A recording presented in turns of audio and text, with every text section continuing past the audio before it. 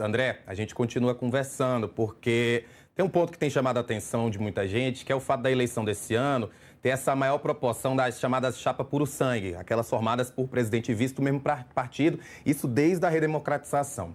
Das 13 candidaturas confirmadas nas convenções este ano, 12 vão ter integrantes filiados à mesma sigla. A única chapa formada por partidos diferentes é a do Lula, a do PT, do Geraldo Alckmin e do PSD. André, eu queria saber o seguinte, você acredita que essa composição de chapa pode favorecer Lula na disputa eleitoral?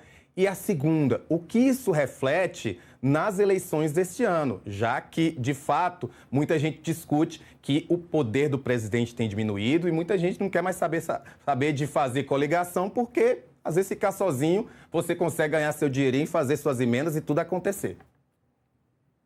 Você tem vários elementos aí, Rafael.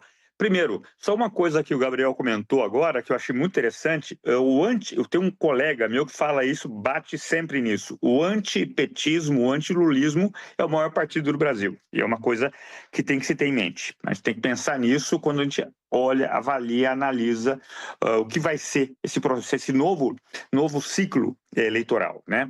Mas, enfim, aí você vê, você tem até o Zema com o vice dele, o Girão, né, do Novo, e o PL, o Flávio, com o Gaspar, PL, puro sangue e por aí vai.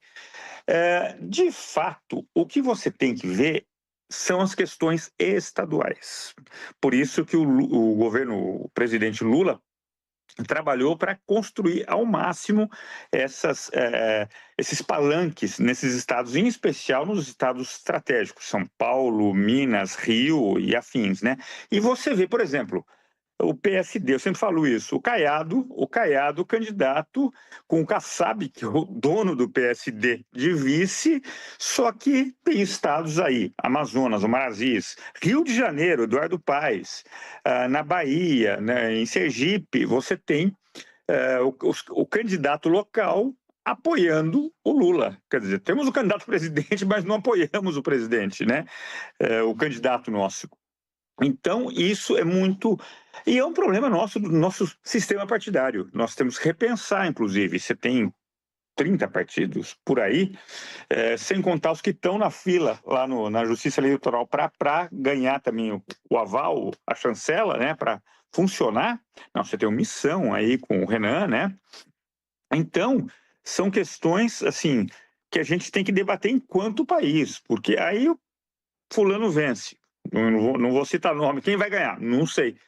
Como que vai fazer para trabalhar? Então, você tem que abrir o caixa, abrir como? Para você receber apoio para ter a tal da governabilidade, né? Então, são questões muito importantes, muito interessantes, que são fundamentais, essenciais para os destinos do Brasil. E é bastante complicado isso. Então, o Lula saiu com uma pequena vantagem aí nesse quesito, né? Mas não garante nada, nem a governabilidade mesmo em si, né? Então é realmente difícil para trabalhar em cima disso.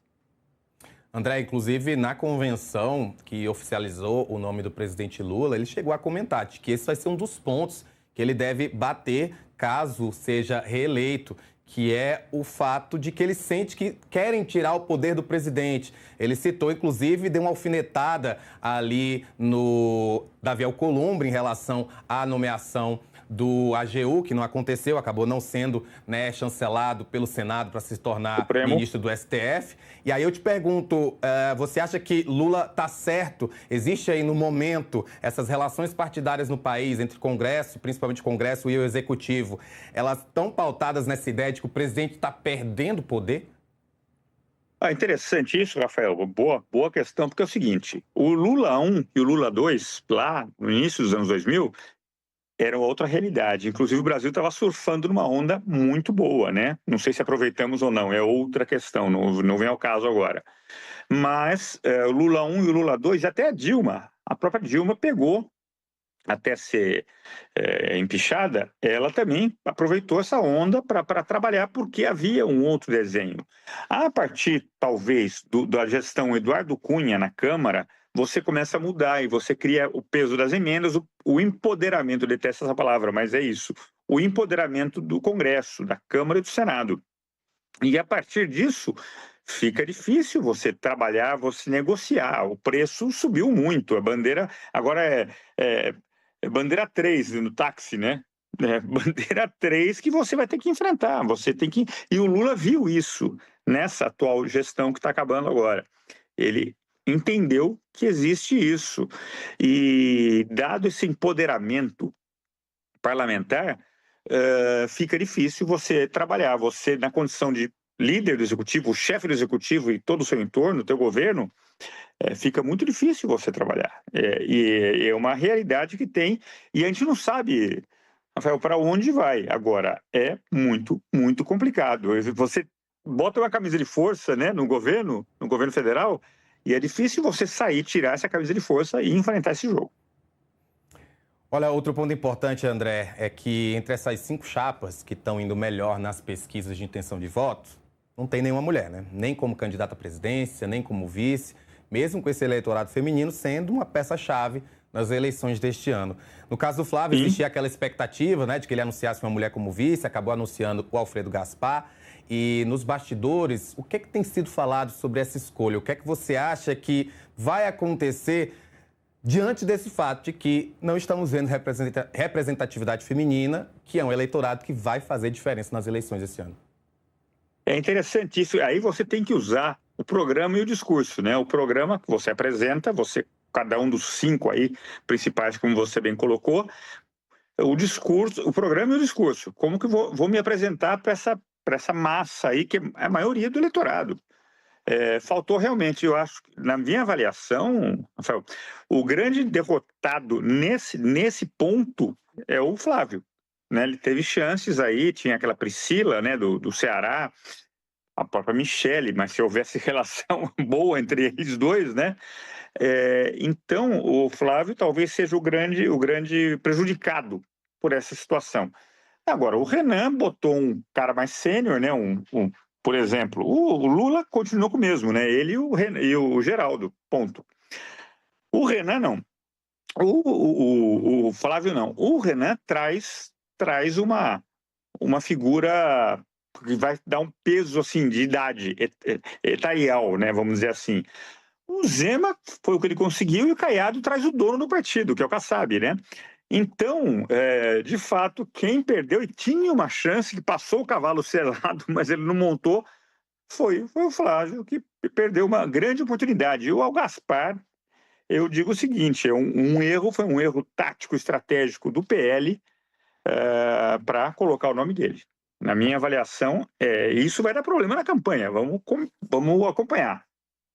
André, inclusive, há uma expectativa, né, de que, não uma expectativa, óbvio, mas há uma desconfiança de que até domingo, quando as candidaturas podem ser registradas, de que ainda possa haver uma mudança, né? O Alfredo Gaspar volte a se candidatar ao Senado lá por Alagoas, que era o que ele ia fazer, inclusive no dia anterior a ser anunciado como vice.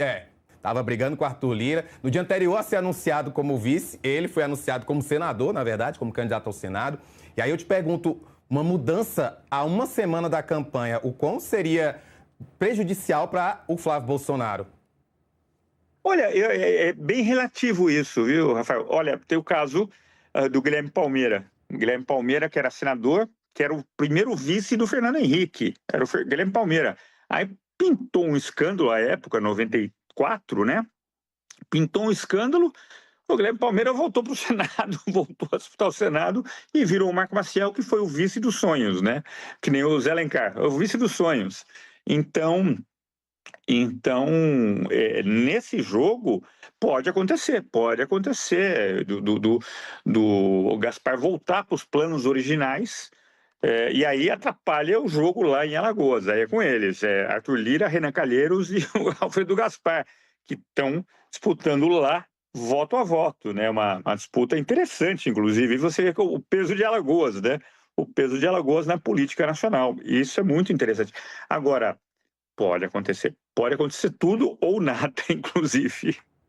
Essa é a parte interessante da política. Mas aí me veio essa pergunta também. Você acha que houve aí uma influência de Arthur Lira nessa indicação do Alfredo Gaspar? Porque durante o anúncio, o presidente do PL, ele até chegou a dizer que não, que o Gaspar sempre esteve entre as listas, o que a gente sabe que não é muito verdade. Você acha que houve ali também um dedinho do Arthur Lira nessa indicação do Alfredo Gaspar?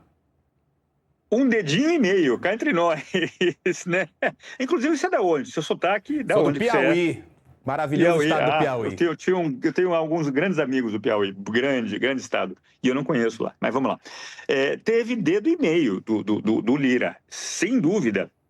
E ele foi uma figura seminal nessa escolha. Mas, e o que revela isso, Rafael? Que a dificuldade que o PL tinha para indicar alguém, não tinha nome, ou sei lá, eu não quero ser, então vai você, né? Não tem tu, vai com tu mesmo.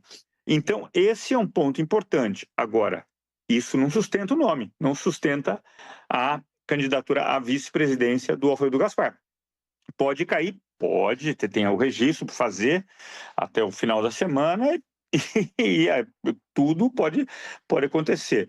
Agora, mostra também, de certo modo, uma carência de nomes, de lideranças, não é? Isso que a gente tem que pensar também. E, nesse sentido, Caiado e Lula barra Alckmin, Caiado barra Kassab, são as lideranças mais, digamos, consolidadas nesse processo. André César, muito obrigado por participar com a gente aqui no Acorda Metrópolis. Lembrando que você vai participar muito com a gente, porque tem eleição cada dia mais próxima e a gente quer ouvir sua opinião sempre. É a nossa Copa do Mundo, né? Passou a Copa do Mundo, agora a Copa do Mundo nossa aqui. Vamos lá. Uma grande semana, saúde para nós. É isso, vamos abrir mais um breakzinho.